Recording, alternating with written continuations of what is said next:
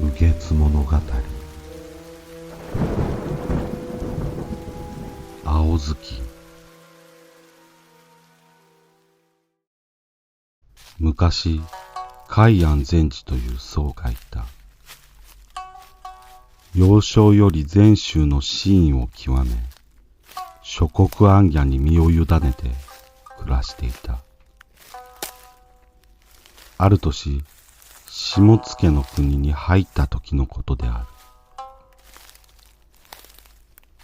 富田という里で、とっぷりと日が暮れてしまい、一晩の宿をこうと、大きな家の前に立っていた。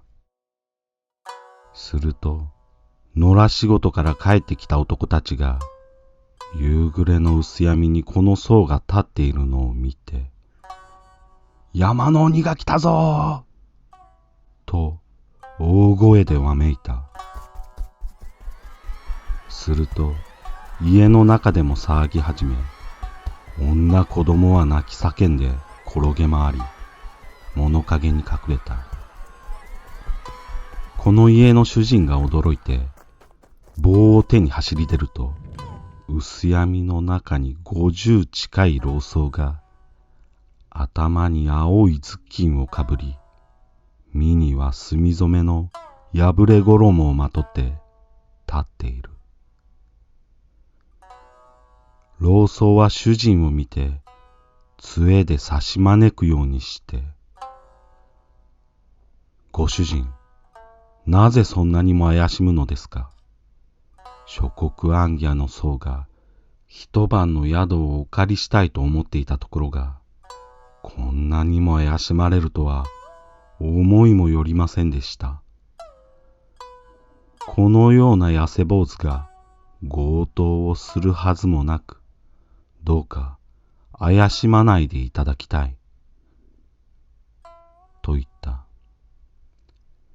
主人は棒を捨て、手を打って笑い、はははは。あの者らの早とちりで、お坊様を驚かせてしまいました。一晩の宿をお貸しして、罪滅ぼしをさせてください。と言いながら、家へ招き入れ、心よくもてなしてくれた。主人が言うには、先ほど小作人たちがお坊様を見て、鬼が来たと恐れたのには、訳があるのです。世にも稀な話ですが、この里の上に一つの山寺があります。元はお山氏の菩提寺で、代々徳の高いお坊様が住職となっておられました。今の住職は、今までにも増して徳が高いと評判で、この国の人々は皆お布施をしてお慕いしておりました。私の家にもしばしばおいでになっておもてなしをしていたのですが、去年の春のこと、越の国へ出家者に戒を授ける戒師として迎えられて、100日余り滞在された後、その国から12、13歳ほどの童子を連れてお帰りになって、身の回りの世話をさせておりました。そのうち、その童子の姿が美しいのをご寵愛なされて、長年専念されてきた仏道修行も怠りがちになられたように見えました。ところが今年の4月になって、その童子が病にかかり、日が経つにつれ病が重くなっていくのを嘆かれて、医者を迎えて治療を施しましたが、その甲斐もなく、しまいには亡くなってしまったのです。住職は懐の玉を失い、冠の花を嵐に吹き飛ばされた思いで、泣くにも涙さえ出ず、叫ぶにも声さえ出ないというほどに嘆かれるばかりで、童子の亡骸を火葬をするでもなく、土葬をするでもなく、童子の顔に頬をすり寄せ、手を取り合って幾日か過ごされたのですが、ついに気が触れてしまわれて、童子が生きている時と同じように戯れ、その肉が腐っていくのを惜しんで、その肉を食らい、骨をしゃぶり、ついには食い尽くしてしまったのです。寺にいた人々も、ついに住職が鬼になられたと言って、寺から逃げ去っていきました。その後は、夜ごとに里に降りてきては人を襲い、ある時は墓を暴いて、死肉を食らうというありさまでした。鬼というものは昔話には聞いていましたが、実際に住職がその鬼になられたのを、この目で見たのです。私たちはなすすべもなく、ただ日暮れになると戸を固く閉ざし、閉じこもるばかりで、近頃では国中の噂となって、人々の往来もなくなってしまいました。そういうわけで、お坊様を鬼と見間違えたのでございます。と語った。海安はこの話を聞いて、世の中には不思議なこともあるもんですな。およそ人と生まれて、仏の教えも知らず、愚かなまま、ねじ曲がった心のままに一生を終える者が、愛よく邪念の業に引きずられて、ある時は前世の獣の姿になって恨みを晴らし、鬼となり水地となってたたりをなす試しは昔から今に至るまで数えきれないほどです。また人が生きながらに鬼となる者もいる。僧に仕えた女官はオロチとなり、黄金の母は夜叉となり、五世の妻は蛾になったという。昔ある僧が貧しい者の家に一晩の宿を借りたとき、雨風が激しくなって明かりもないまま眠られずにいた。夜も更けてきて羊の鳴き声が聞こえてきた。そしてしばらくすると、僧の眠りを伺いながら、しきりに体のあちこちを嗅ぎ回るものがある。怪しいと思った僧が、禅杖を手に取り強く打つと、叫び声を上げて、そこに倒れた。この音に驚いた家の老婆が明かりを照らし駆けつけてみると、そこには若い女が倒れていた。これを見た老婆は泣きながら、その若い女の命乞いをした。殺してしまうわけにもいかず、僧はそのまま捨ておいて家を出たが、その後僧がその里を通ったとき、田んぼに人だまりができているので、どうしたのかと尋ねたところ、里人が鬼になった女を捕らえ、今埋めているところです、と答えたという。こうした例はいずれも女に限ったもので、男にこのような試しは聞いたことがない。もっとも男にも隋の煬帝の臣下摩宿坊というものは子供の肉を好んで子供をさらってはこれを蒸し焼きにして食ったという例もあるが、これは浅ましい野蛮な心の仕業であって、ご主人の話とは違っておる。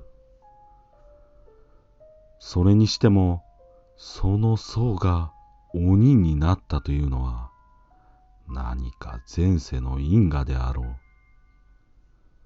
そもそもその僧の徳が高かったことも、仏に真心を込めて尽くしていたからであり、もしもその童子を引き取りさえしなければ、良き僧になっていたであろうものを、愛欲の迷路にさまよい、煩悩の業火に身を焼かれ、鬼となったのも、ひとえに一途な性質のなすところ、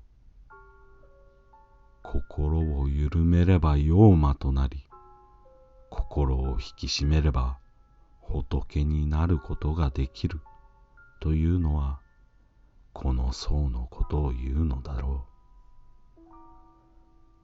拙僧がもしこの鬼を教えといて本来の姿に戻してやることができれば、今宵のもてなしの恩返しにもなるでしょう。と言った。主人はそれを聞いて涙を流して喜んだのだった。翌日、海安禅師は例の山寺に向かった。山寺の門には茨が生い茂り、胸郭も虚しく苔が生えている。本堂には蜘蛛の巣が一面にかかり、ツバメの糞が積もって言いようもないほどに荒れ果てている。日が西に傾き始めた頃、禅師は寺に踏み入り、禅定を鳴らして、諸国行脚の僧に一晩の宿をお貸しください。と幾度か叫んだ。すると寝室から痩せ衰えた僧がよろよろと出てきて、ご僧はどこへ行かれる。この寺は訳あってこのように荒れ果て、人も住まぬ野原同然のやれ寺だ。一粒の飯もなく、一晩の宿を貸すほどの備えもない。早く里に降りられよ。と言った。禅師がこの美しい山や水の流れに心惹かれて思わずここまで来てしまいましたが、日も傾き里に降りるにも遠すぎます。どうか一晩の宿だけお貸しください。と言うと、主の僧は、こんな荒れ果てたところはよからぬこともあるようだ。強いてとどめはしないが、強いて追い出しもしまい。好きになされよ。と言ったっきり黙ってしまった。禅師もそれ以上一言も言わず、堂に上がって主の僧の傍らに座った。みるみるうちに日は沈み、月も隠れて、一寸先さえ見えない闇が来た。ただ、谷川の水の音だけが近くに聞こえている。主の僧も寝室に入ったまま音を立てなかった。夜が更けて月が出た。月光がれいろうと一面を明るく照らしている。真夜中と思われる頃、主の僧が寝室を抜け出て、慌ただしく何かを探し出した。そして大声を上げて、クソ娘、どこに隠れおった？ここにいたはずだが。と叫びながら善児の前を何度も通り過ぎた。善児には気づかずにいる。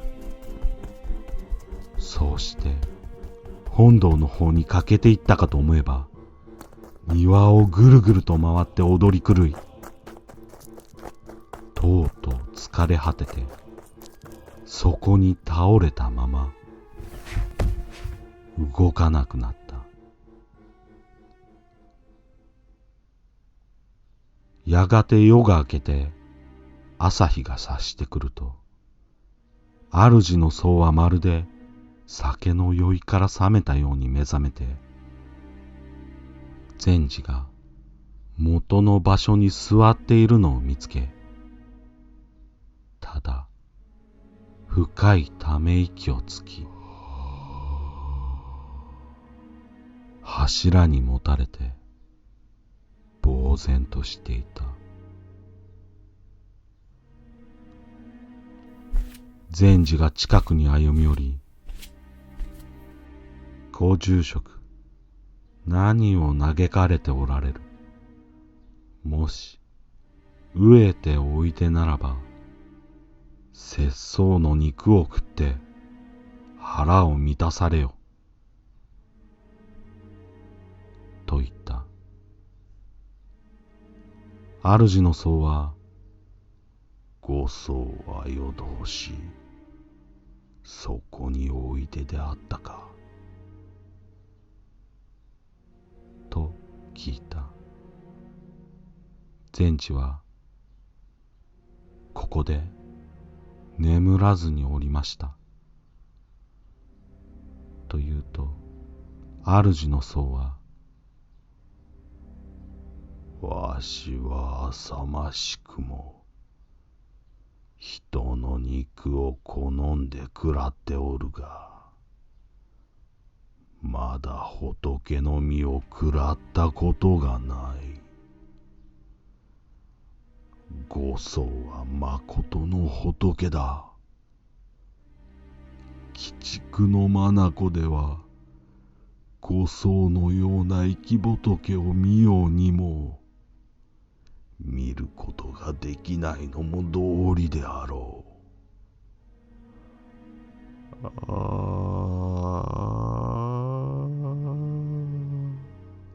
もったいないことだ。と言って頭を垂れて口をつぐんだ。善児は言った。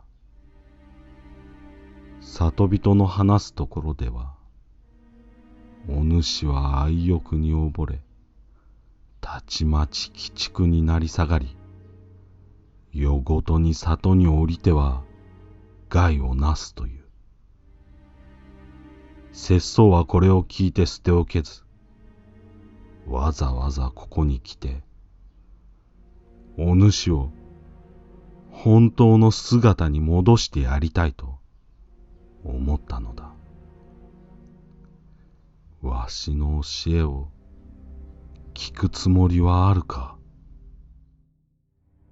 主の僧は答えて、ご僧はまことに生き仏だ。このような浅ましい悪語をすぐに忘れられる道理があればお教えください。と言った。禅師は、では、ここに来なさい。と言って、縁側の前の平らな石の上に座らせた。そして、自分のかぶっていた青い頭巾を脱いで、それを主の僧の頭にかぶせると、この小道家の肉を解いてみよう、と授けた。光月照らし、小風吹く。栄夜清少、何の所いぞ。秋の澄んだ月が入り江を照らし、松に吹く風は爽やかに吹いている。この長い夜の清らかな宵の景色は何のためにそこにあるのか。お主はここでじっくりとこの句の真意を考えなさい。その真意が解けたとき、おのずから本来心の中にある仏に巡り合うことができるであろう。と教え諭して山を降りた。そうして1年が過ぎた。翌年の冬、10月初旬、海安禅師は再びこの里に立ち寄り、里の主人の家を訪ね、あの山寺の僧の様子を聞いた。主人は喜んで、お坊様のおかげで鬼は山を降りてこなくなりました。人々は皆極楽のようだと言って喜んでおります。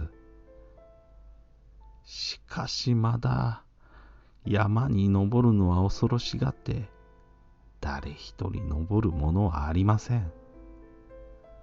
それゆえ鬼がどうなっているのかわかりませんが、とても生きてはおらぬでしょう。と言った。海安禅師は、あの僧が往生したのであれば、仏道成仏の道において、わしの死とも言うべきものである。まだ生きているのであれば、わしにとっては弟子になる。いずれにしても最後まで見届けねばなるまい。と言って再び山に登った。山寺に入ってみると、荻やススキが背丈よりも高く生い茂り、梅雨が降りこぼれている。戸は崩れ落ちて、回廊も口目に雨を含んで苔むしていた。あの僧を座らせた縁側のあたりを探していると、まるで影のように痩せ細った人が見えた。ひげも髪もぼうぼうと乱し、すすきが一面に生い茂る中、蚊の鳴くほどの小さな声でブツブツとつぶやいている。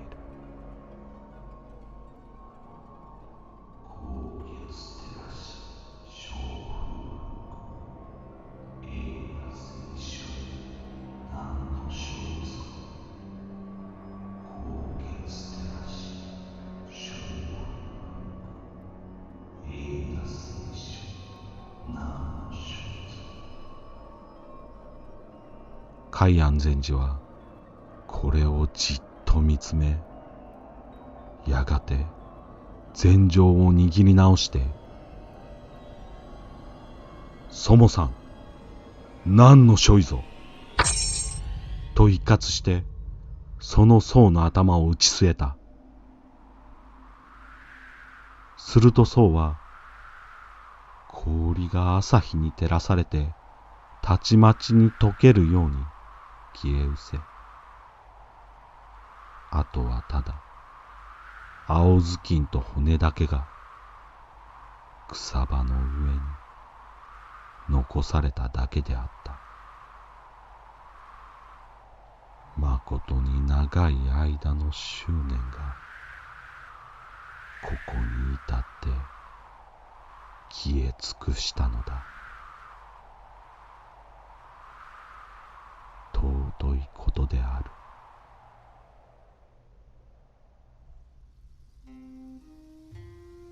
そうしたわけで、海安禅師の広大な徳は、遠い国々、海外にまでにも聞こえ渡り、人々は、達磨大師がまだ生きておられるようだ、と褒めたたえた、ということだ。その後その寺は、里の人々が集まって寺を清め修理し、海安禅師に寺の住職になってもらった。それゆえこの寺は元は真言宗の寺であったが、曹洞宗に改宗されたということだ。今もなおこの寺は太平山大中寺として栄えているということである。